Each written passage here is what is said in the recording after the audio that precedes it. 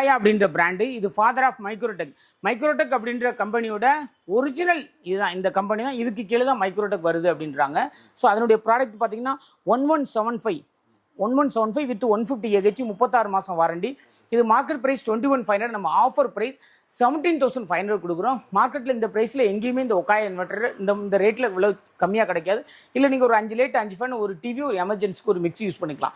இது பார்த்தீங்கன்னா நம்ம இன்வெர்டர் பண்ணுறோம், பேட்டரி பண்ணுறோம், கண்டிப்பாக நம்ம ஆர்ஓவும் நிறைய பண்ணிகிட்ருக்கோம்.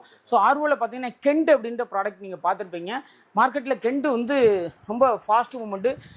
ஆர்ஓ அப்படின்னாலே எல்லாருக்குமே தெரிஞ்சது கெண்ட் தான். ரொம்ப அட்டகாசமான பிராண்டு.